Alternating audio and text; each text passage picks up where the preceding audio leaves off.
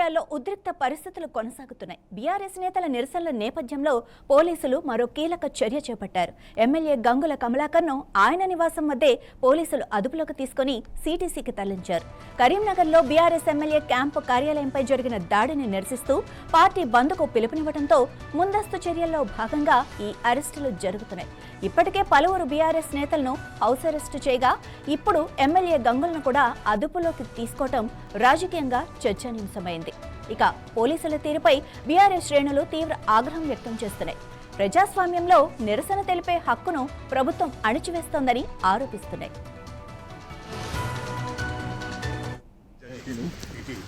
రాజకీయ పార్టీల మధ్య విద్వేషాలు ఉంటాయి, ఎన్నో విమర్శలు చేసుకుంటారు, ప్రతి విమర్శలు చేసుకుంటారు, ఇది సాధారణం.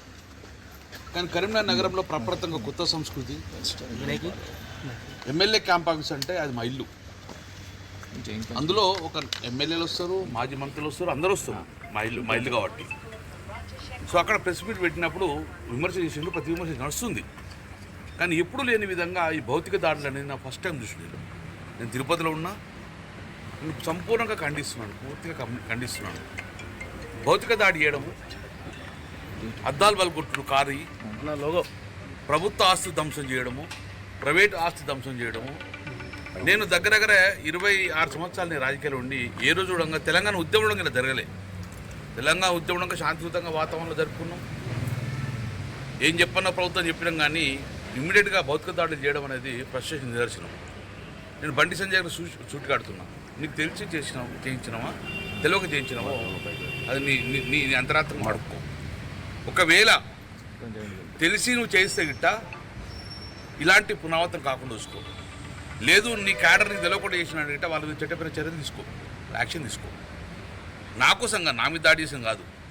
ప్రజలంతా భయభ్రాంతికి గురవుతుంది. ఒక ఎమ్మెల్యే కాంప్లెక్స్ దాడి చేస్తాను, రేపు మా మీద దాడి చేస్తారా అనే భావన ప్రజలు ఉండరు.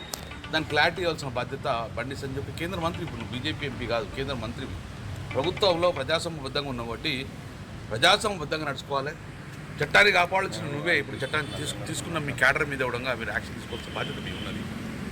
ఈరోజు బంద్కు పిలిపించాం. డెఫినెట్గా ఇది కాంగ్రెస్ వాళ్ళు, బీజేపీ వాళ్ళు ఇద్దడంగా బంద్ సక్సెస్ అవ్వడంతో పోలీసు బంద్ సక్సెస్ కూర్చుంటారు కావచ్చు. కానీ డెఫినెట్గా ప్రజలు మాత్రం మీకు సహకారం ఉంటుంది. బంద్ ఇప్పటికే పాటిస్తున్నారు. కాబట్టి ఎందుకు బంద్ చేసినాం అంటే ప్రజల్లో ఒక చర్చ జరగాలి. ఎందుకు జరుగుతుంది, ఎందుకు బంద్ పెట్టారు, దీనికి కారణం ఏంది, ప్రజలు ఒక ఆలోచన చేయాలి.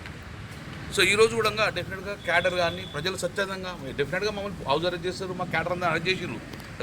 కానీ ప్రజలు స్వచ్ఛందంగా ఈరోజు బంద్ పాటిస్తున్నారు. ఎందుకోసం అంటే ఇది పునరావృతం కాకూడదు. ఎప్పుడు దాడులను చూడలేదు, భౌతిక దాడులు చూస్తున్నాము, చూడొద్దు. కాబట్టి ప్రజల ఆస్తులకు రక్షణ లేదు, ప్రభుత్వ ఆస్తులకు రక్షణ లేదు.